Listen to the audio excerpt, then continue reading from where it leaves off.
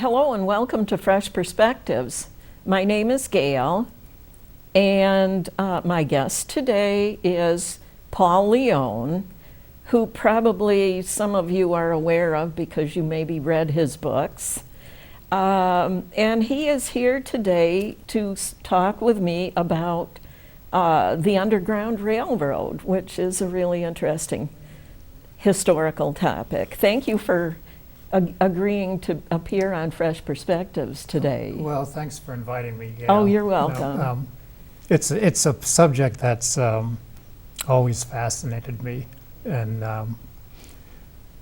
from an early age, and it's dear to my heart. So I appreciate the opportunity to talk and to share some information. Well, it's a pretty kind of a dear to my heart topic because I'm very much a person who is in favor of everybody having rights, and also animals too. But we'll get started now with the topic. All right. Okay, define the Underground Railroad. Well, basically, it was a system that evolved over time with groups of people within a certain vicinity of each other who were willing to give some sort of help to runaway slaves, those who ran away. I mean, and it grew into a large and complicated complex of sort of intertwining routes and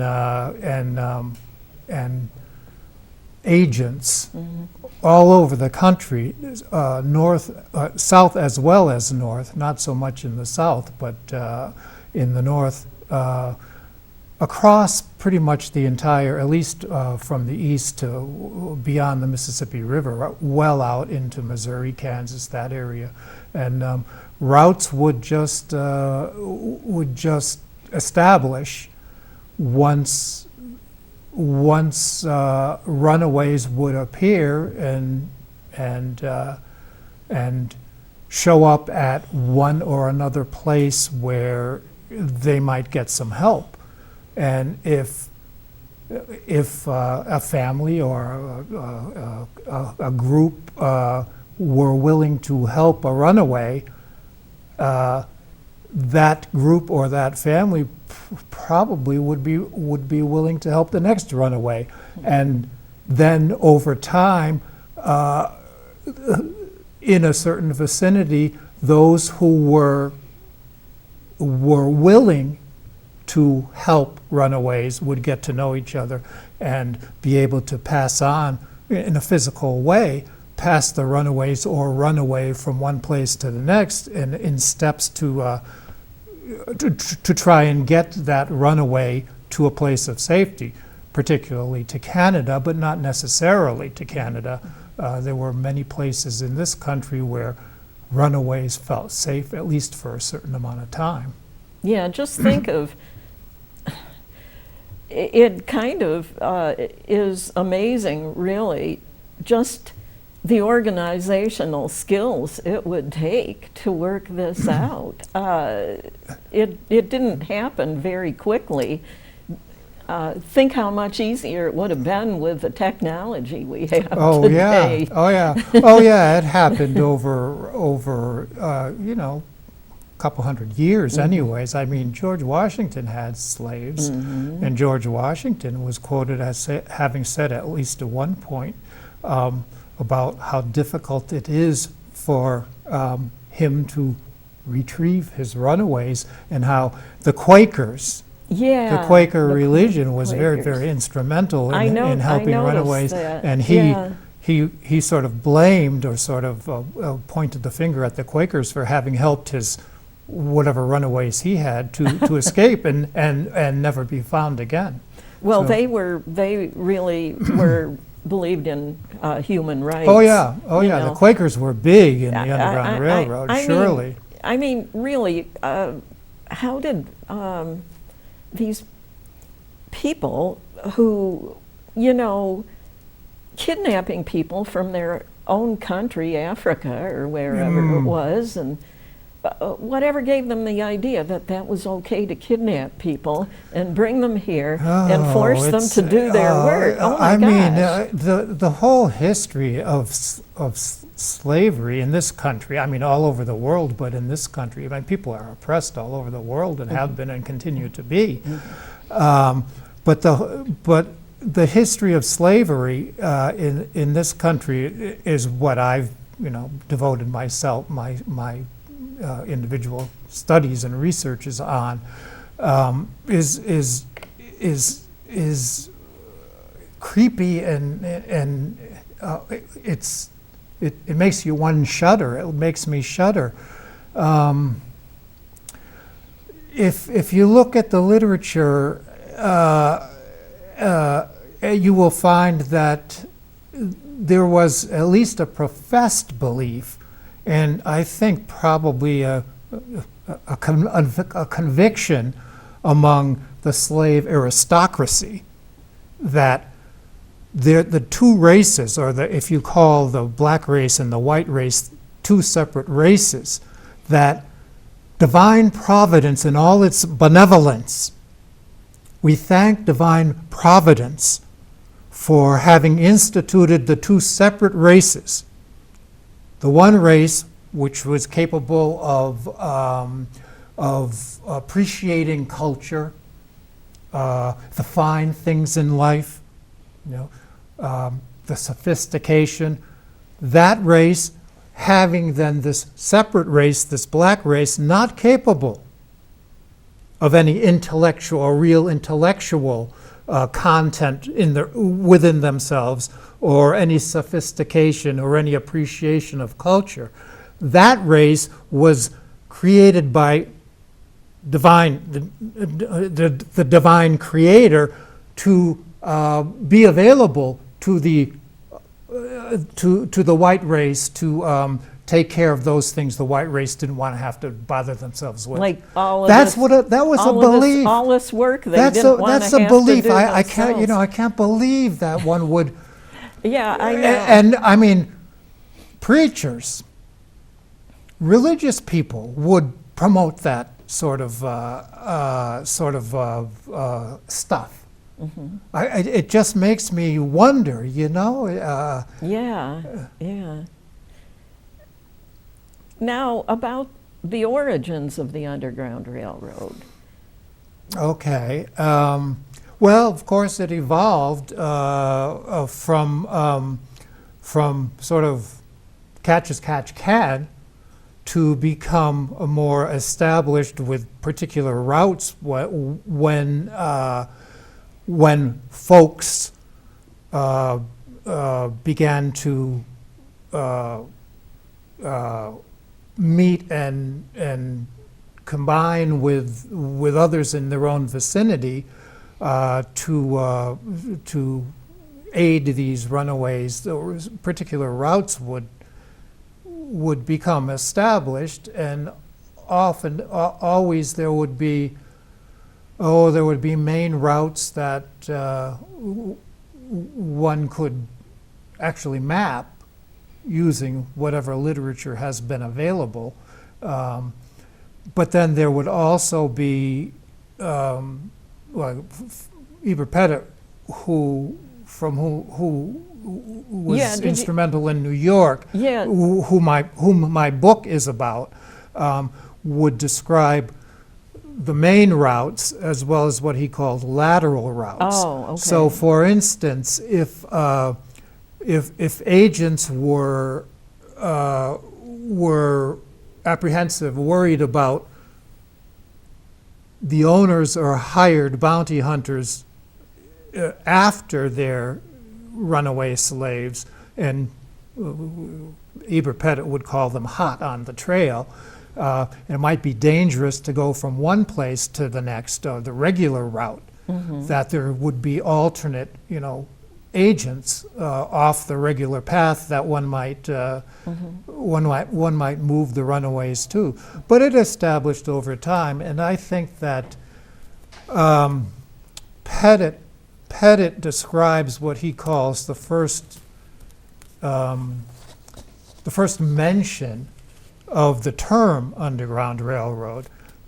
Who knows if this was true or not, but he mentions it as being out of Washington, D.C., because that became a big route from the Washington area and Maryland area up into the Free States.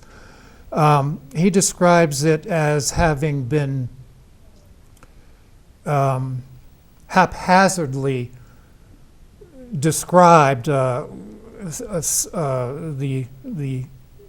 the media. One wonders, these slaves are escaping, and how in the world are they escaping, and how are they able to run away without being caught? What's happening to them? They disappear and they're gone and nobody can find them. Well, when I was watching the movie Harriet about Harriet Tubman, there was at one point in this movie when she was helping some of her relatives get away, and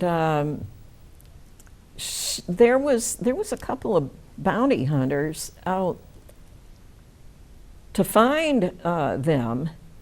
And those particular bounty hunters, according to the movie, they were actually black guys that had been hired to hunt them down. But when she's leading her relatives, and she somehow senses it's not safe to go the regular way.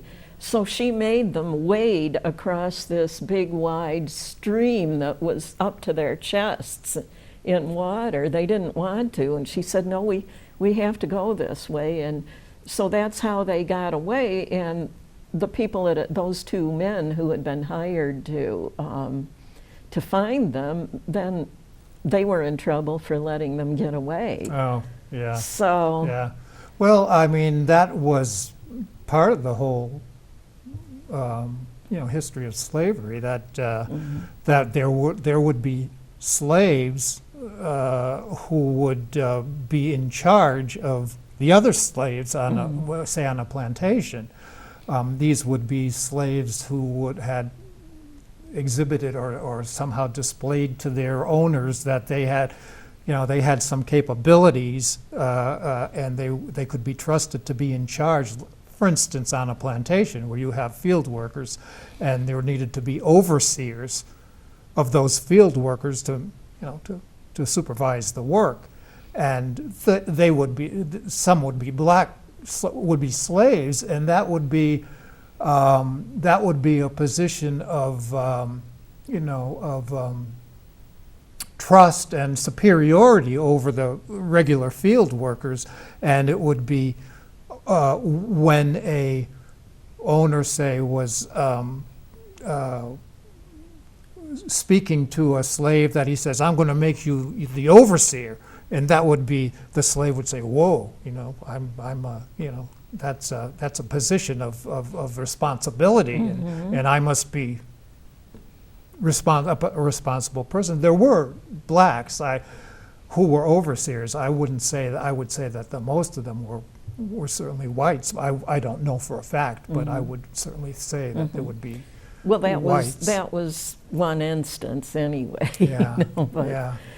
So now, what about the evolution of the Underground Railroad? Well, like I say, it just established itself over time, and I mean, one way that researchers might do studies would be in particular geographical areas, because, like, for instance, in our area, I mean, there's Lake Erie, okay, and so if you look at the geography of our area, and you see how Chautauqua County borders Lake Erie, and it's in western New York, and certainly in the 19th century, and even today, it's a very rural county. And I mean, and geographically, it's in a position between the slave states and Canada. So it would be very conducive to an area where there would be well, relatively safe, particularly when an underground railroad, a system of safe houses would have been established certainly by 1850. And the agents would know from how to move runaways from one place to the next. So if you look at it geographically, but then again, if you look at the major figures in the Underground Railroad system or movement, you would see that those major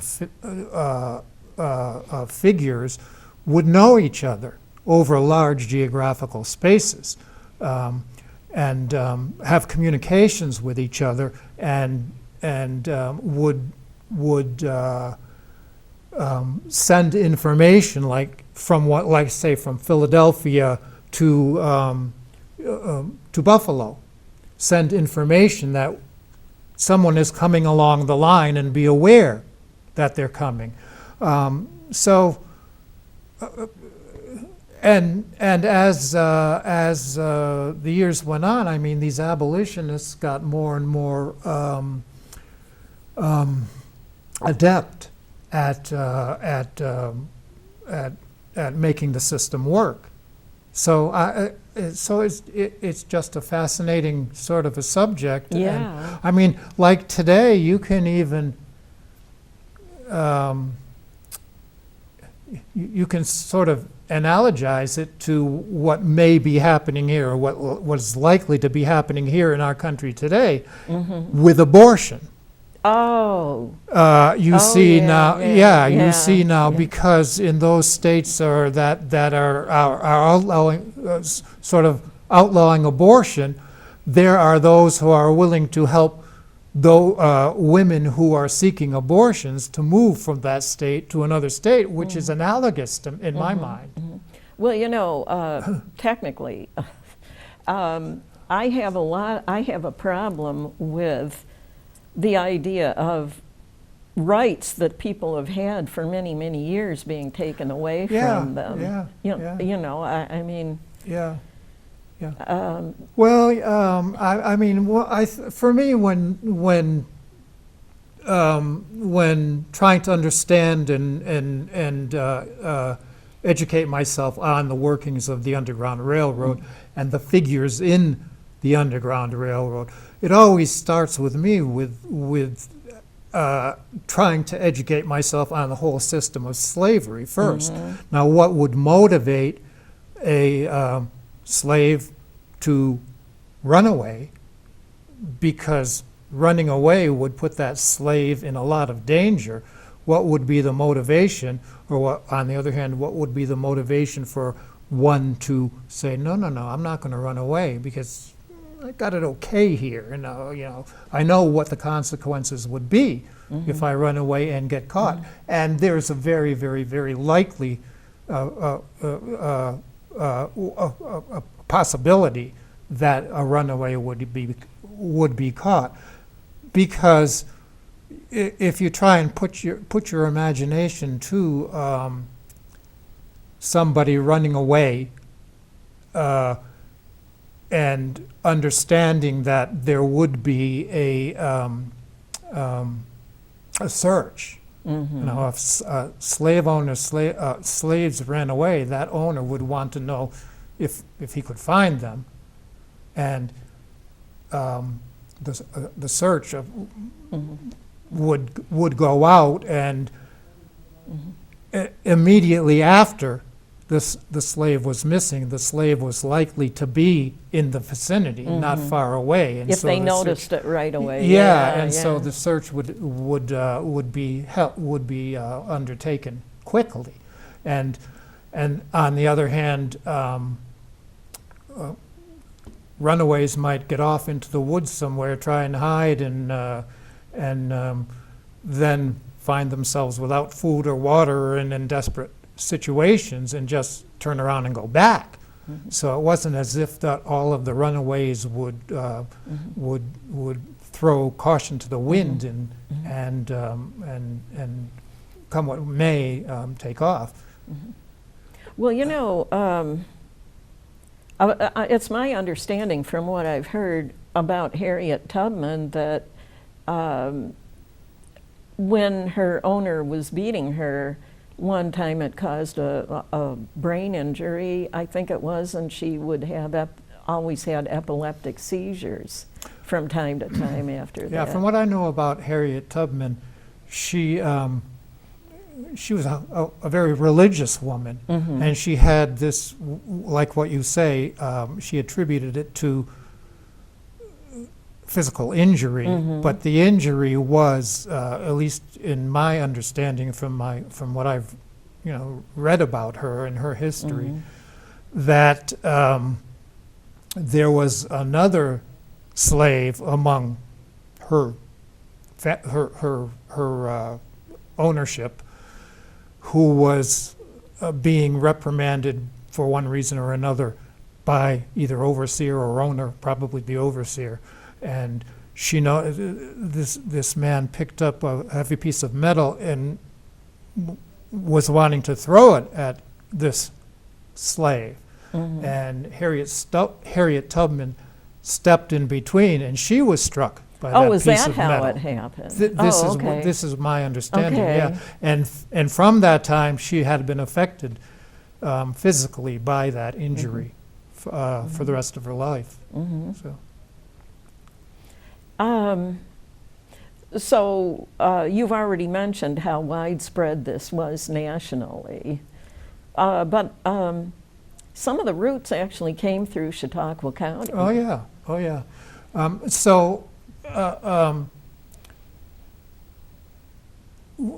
This Eber Pettit book that I do you want to pick it up and show it let me facing do that camera Okay. there? If you You can are see this. somehow involved with the book. You wrote a foreword or something? What was All it? right. Well, let me describe this book, because this book has taught me much of what I know about the Underground Railroad through our area. The book is a reprinting of what I call sketches, anecdotal stories about particular slave escapes that this agent, this Chautauqua County agent experienced. The man's name was Eber Pettit, and he was notorious. He became a very wealthy man in the production and sale of patent medicines. He and his father. So he was well known, and he and his father, they were Free Will Baptists. The Free Will Baptists were vocally anti-slavery, and the two of them migrated from central New York to Chautauqua County. I'm not sure what the motivation was for that migration, if it had anything to do with their abolition work. I don't know that, but they did migrate in the 1830s. And so Eber Pettit was involved in the Underground Railroad until the Civil War, until slavery was abolished for, 30-something years, for that length of time. And over that length of time, of course, he would come into contact with other agents and runaway slaves too, because the runaway slaves would come through his home, and he would house them and feed them and Right, move, right, yeah, move them on, and then he would take their stories down. Uh-huh. So where did you come from, and how? Tell me about how you escaped. And then after the Civil War, in 1868, he was asked by the Fredonia Censor newspaper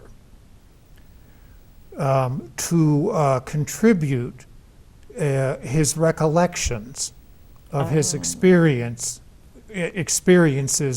in the Underground Railroad activity. And so that's what he did. So he wrote a series of anecdotal, what the publisher, William McKinstry of the Fredonia Censor, called sketches, which were anecdotal stories about his remembrances in his activity. And they were printed in serial form in 1868 in the Censor, in the Fredonia Censor. Okay. And my first, when I first was got wind, or when I first found out about these things, there actually was a hard copy printed by McKinstry. Oh, was there? Okay. Yeah, and that came out in, I want to say, 1879. I may be wrong on that. And I had been very, very conversant with Underground Railroad literature, particularly in the remembrances of runaway slaves, or autobiographical remembrances. I have read many, many of them. And then I found this it's a little thin volume, it was, Sketches in the History of the Underground Railroad, a little hardbound copy, in the archives at the Fenton Museum. I looked at this thing, and I said, I never heard of this thing, and I said, wow. I looked at it, and when I read it, I said, wow. It's a rare and fascinating sort of compilation of anecdotes. And after a while, I got to thinking how it would be a good idea to make this more available, and that's why I put this book together. So I went up to Reed Library and accessed all of the newspapers from 1868, and was able to learn about the history of the publication of these things. And then I took them and I tried to run down references that would not be understood by a general reader, figures and events and locations, and to annotate the whole thing. And that's what I did. And I wrote a fairly extensive prologue, a foreword on it, about Eber Pettit and his father, and their history and their workings both as agents in the Underground Railroad, as well as their patent medicine business. So that's what I did for this book. And it was a wonderful project for me. Oh, yeah. Because yeah. I learned so much. And in the book, over the course of the sketches, Pettit outlined, locations where there were agents and where activity was common. Underground Railroad activity was common in the county. Oh, yeah. I actually read the book. I just thought I'd mention that to the viewing audience. It was. It's a book that'll keep you spellbound once you start reading it. Yeah. Yeah. Well, what sort of flabbergasted me about the book is that it's quite in tone and in style. It's different from pretty much any other accounts that I have read, or autobiographical, accounts of runaways, in that it's almost like reading fiction. So I have to get my head around the information that's presented here, and the style, and they, in a way, they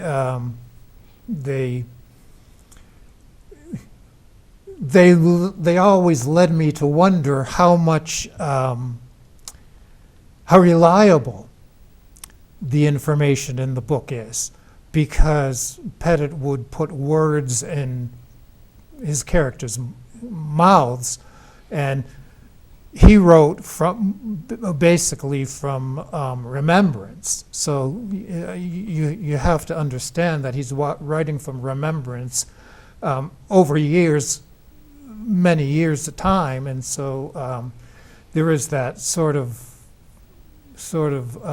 skepticism that one looks in a lot of ways. They make fascinating reading, because, like I always, he will describe characters and situations that are, to me, they're Dickensian.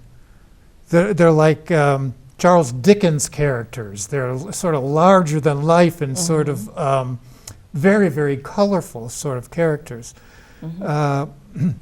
For instance, so Pettit's father, James Pettit, was a doctor in those days, pre-Civil War. He was an eye doctor. Oh, an eye doctor. Well, so what made the fortune of him, but more so of Eber, because after he was gone, Eber took over his, the company. Okay. James Pettit, Eber's father, came up with a compound, an eye compound, a salve, a sort of eye salve that became, very popular and made a lot of money. And what did it do? Well, it was sort of like, I would say like eye drops. Okay. Like something to relieve any sort of irritation. Yeah, irritation in the eyes. Yeah. And it became very popular and made them a huge amount of money. And the company lasted well into the 20th century. Oh. Yeah, up in Fredonia. So James Pettit had his home, what Pettit calls the cozy little station on the Underground Railroad, in sort of the outskirts of Fredonia, a place called Cordova. And Eber then removed to Versailles, New York. And Versailles is in Cattaraugus County against Cattaraugus Creek. Okay. So Cattaraugus Creek flows up into Lake Erie. And this little village, Versailles, is very isolated. And across the creek is the Seneca Reservation.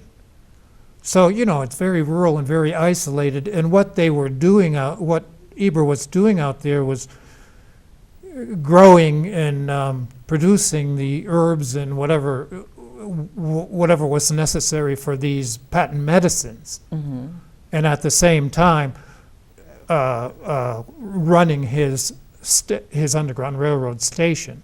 So between Fredonia and Versailles, I mean, that certainly was a very, very well-established couple of stations on the Underground Railroad. And there would be stops between the two.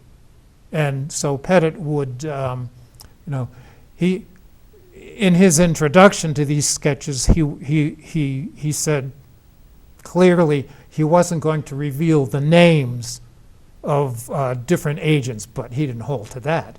I mean, he gave a lot of names that one can run down And well, you intend to have Wendy Strait here to speak about the movie, the local movie on the history Right. in the right, county, Right. and her research has ran down a lot of the names mentioned in Pettit's book. So I mean, that would be an example of how the Underground Railroad, evolved and established itself. But then again, Pettit would, before I even was aware of this book, I had done some research on local Underground Railroad, and understood that there were abolitionists and agents in Sugar Grove, Pennsylvania. So in Sugar Grove, that's right on the border of Chautauqua County. Right. There was a group, very committed abolitionists there, and across the border in Bustye, another group of very committed abolitionists, whose names are familiar in the history, not only of the Underground Railroad, but of the area. Yeah, there were some pretty prominent figures nationally. Oh, yeah. Involved in the Underground Railroad. Now, I'm trying to remember exactly. There was somebody whose last name was Seward. Yeah, that's William Seward, who lived,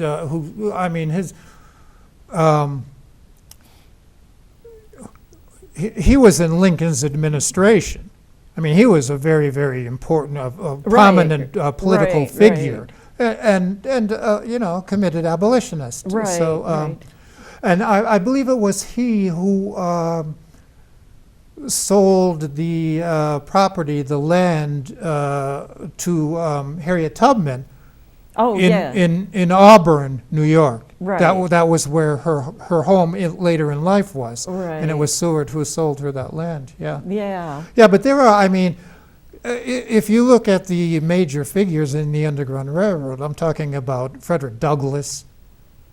And for me, the information that I trust about the Underground Railroad comes from two of the major figures, one of them being Frederick Douglass, the other being William Still, whose name you may or may not know, but he was, William Still was an agent in Philadelphia. He was the secretary, and he was denominated the quote acting secretary of the Vigilance Committee Oh. of the Pennsylvania of the Philadelphia Anti-Slavery Society, connected to the Pennsylvania Anti-Slavery Society. So he had an office in Philadelphia, and he wrote what is the best, other than Frederick Douglass's autobiographies, Frederick Douglass wrote 3 autobiographies. And William Still, in his office, Philadelphia is close to the slave states. I mean, it's not far from Maryland. So there would be slaves, runaways who would come through, and Still's office became well known, of course, and runaways would come through that office looking for help, and many times wondering if somebody ran away and families were separated. I want to find my mother, I want to find my brother, and come through that office and see what Still could provide. And Still, over the course of time, he became this secretary in the mid-1840s in Philadelphia, and he took it upon himself to actually take down the information from the runaways that came through his office, and he took down their names, their owners' names, where they came from, what was it that motivated them to run away. So he took down type of information with the hope that over the course of time, he might help some of these runaways to find their families that they were separated from. And then he compiled his records that were published after slavery was over. And this Underground Railroad system had to be very secret because there were penalties for, aiding runaways. So he had to secrete all of his records, but eventually did publish them in a volume that is, in my mind, the most fascinating and informational accounts of runaways. So one can go there to look for how the operations of the Underground Railroad, as well as the historical figures.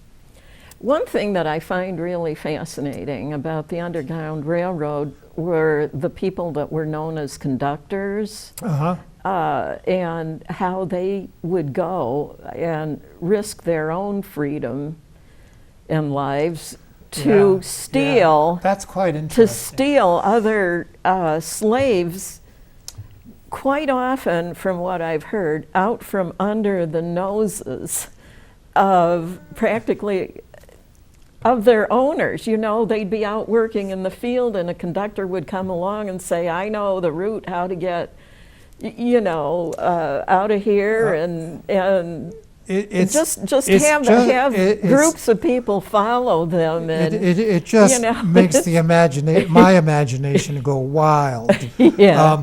Because another thing about the conductors, I think one has to attribute to them a very, very committed moral outrage to the system of slavery, which would be a motivation for them to, like with the Quakers and the Free Will Baptists, and a lot of the Underground Railroad operatives were committed religionists. A lot of them were old-time, like Old Testament prophet types. Some of them were. And then as well, you can understand, at least I can imagine, that a lot of these operatives enjoyed the intrigue and the activity and the action because it was suspenseful and the adrenaline rush. Yeah, exactly.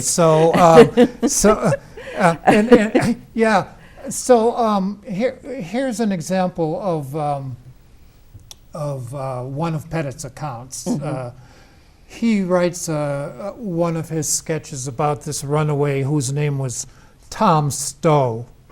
He ran away from Mississippi, and he was a very valuable slave to his owner because he was a good horse trainer. And his owner was a racer.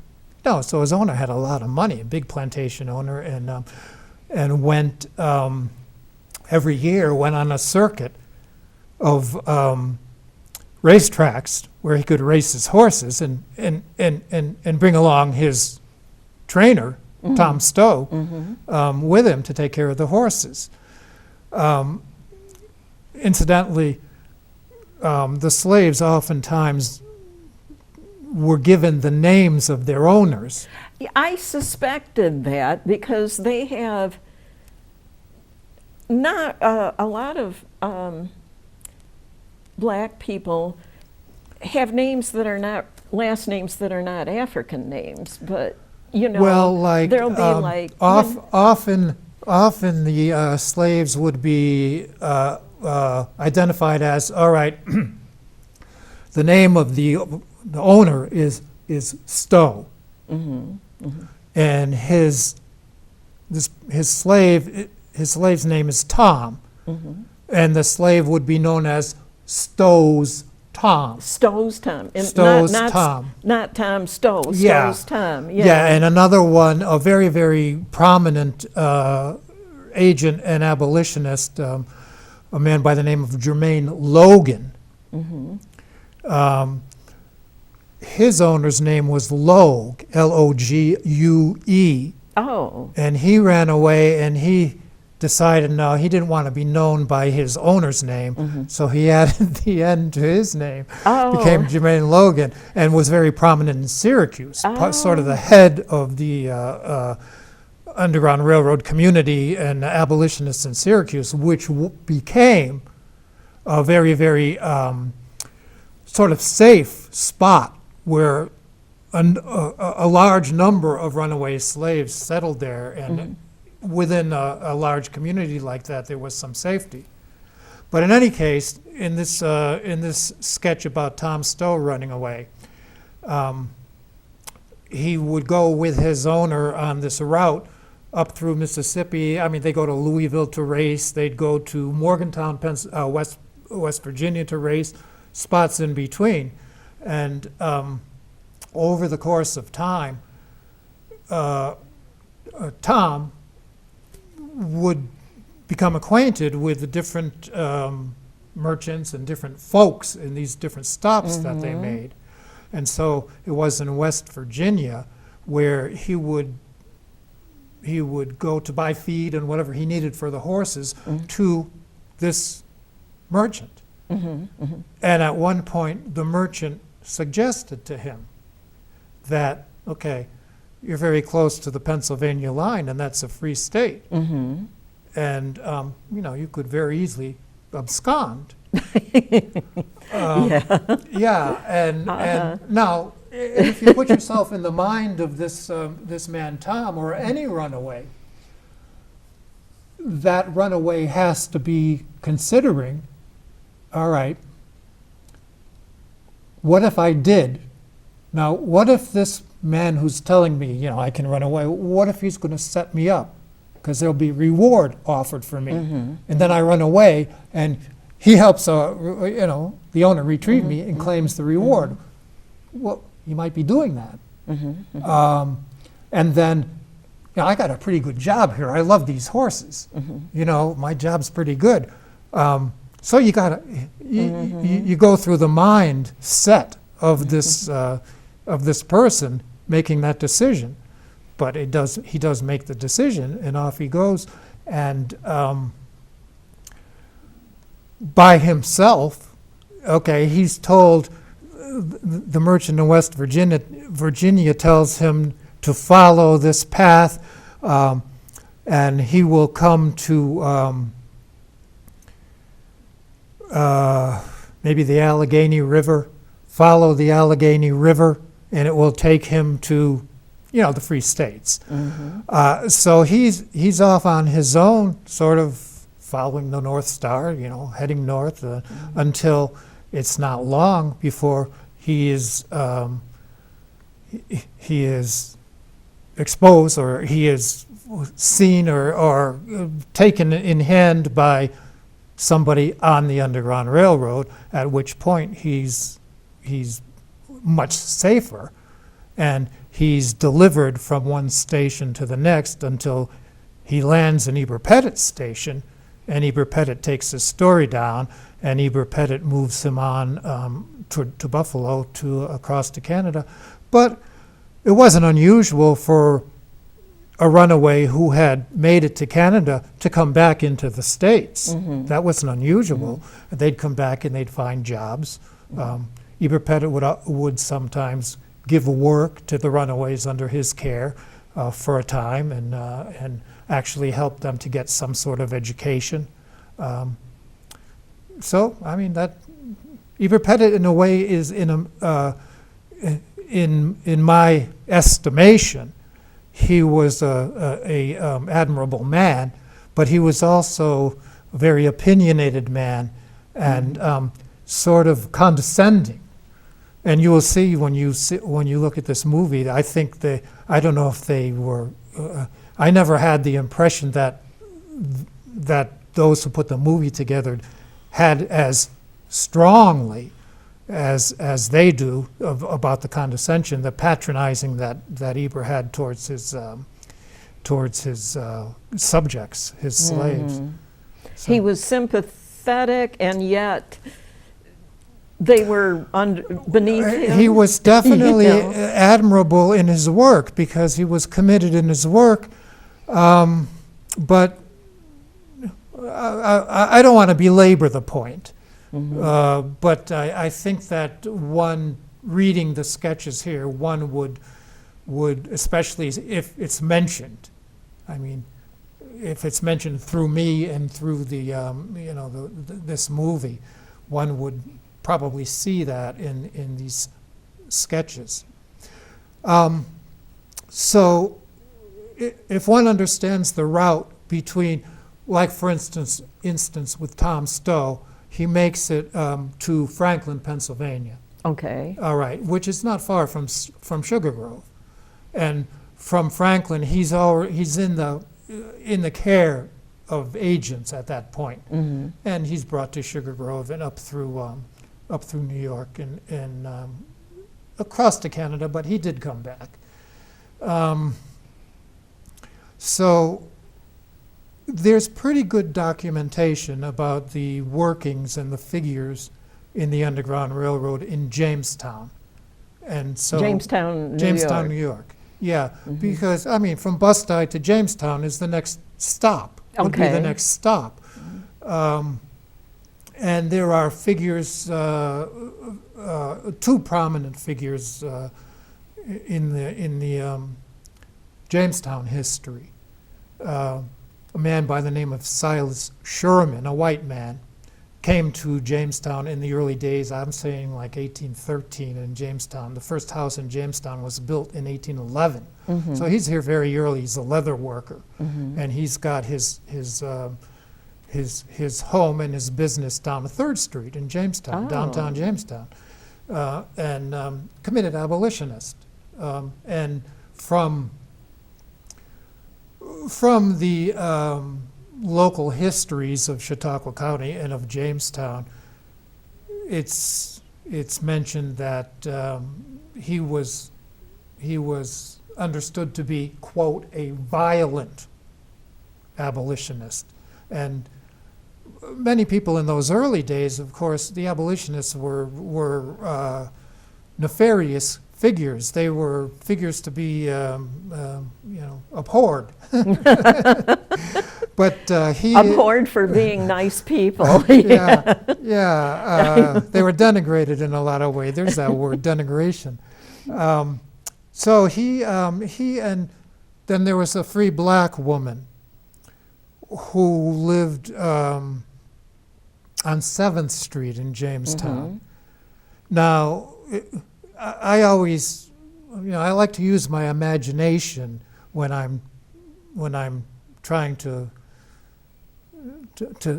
think about these histories.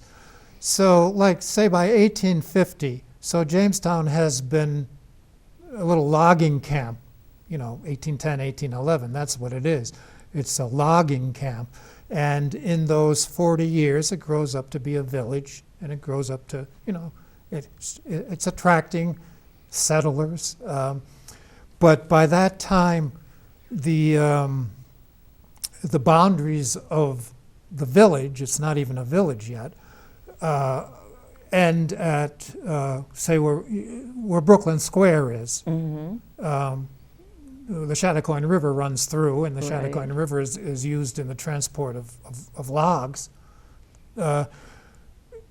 The growth of the community goes to about what is today 6th Street, where Prendergast Library is located. Right. And geographically, the downtown area, that area that became the community, it's like a bowl. It's like a little valley. And so one has to climb a hill up to 6th Street. Right. There's a hill that leads to 6th Street. And on the other side of 6th Street, across the street from the Prendergast Library, is what's called today Dow Park, which was in 1850, which was the burial ground, a cemetery in the community. Oh, yeah. A cemetery in Jamestown that is a park now? Yeah, it's called Dow Park. It's a Okay. city park, and it's bounded by Washington Street and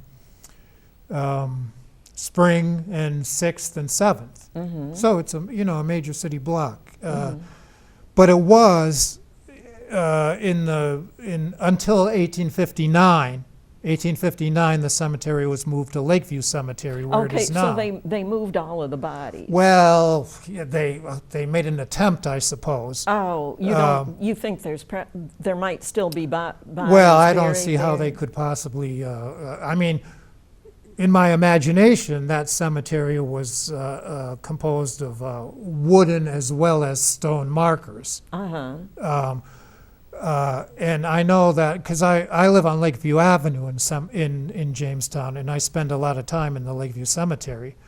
I know it quite well, and I know of a single marker in the Lakeview Cemetery now that was moved from that former cemetery to Lakeview Cemetery now. A marker from the Kidder family, which was prominent in Jamestown, still is.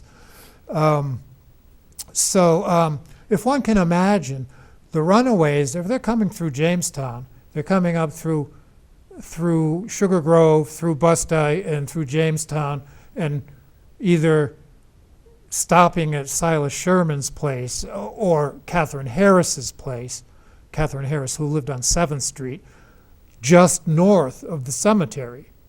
So her street was just north of the cemetery in what became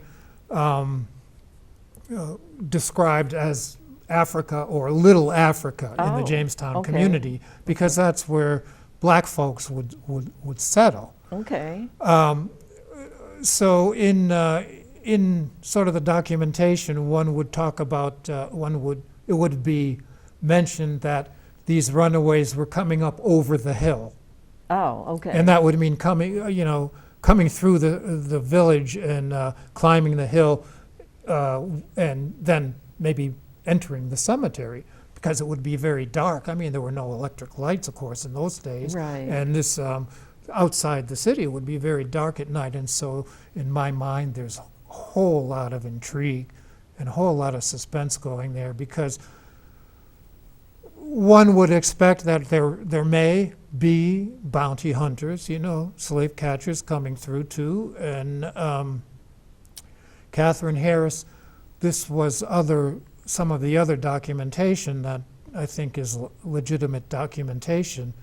Catherine Harris was interviewed by a Jamestown Journal, the newspaper of the day, reporter in 1902. She was quite elderly woman at the time, and about her reminiscences, and she speaks of having, these, I've had this many slaves at one time, I had this many slaves at one time. Actually said at one time she had 17 runaways At one time. at one time in her home. And she was not a conductor. She would be a station master. Oh, okay. So this lingo, this language that was connected to a physical railroad, was used in identifying these agents.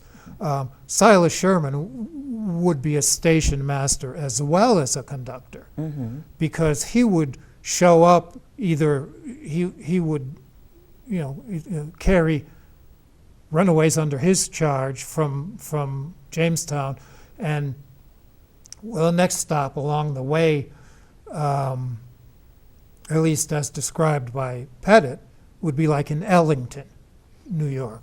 So that would be the main route, unless there was some intervening reason to go somewhere else. And Silas would show up at Catherine Harris's house, usually under the cover of darkness, and pick up his charges and carry them off. Well, I hate to say it, because this is a really interesting topic, but we've come to the end of another episode of Fresh Perspectives. Well. Maybe I'll have to have you on again. I could think you know, once we started talking, I could That's think the way about it's always gonna hundreds work. of things That's the to way it's bring gonna up, work. you know. You know, I'm sorry that we never got into some of the actual workings of the fugitive slave law.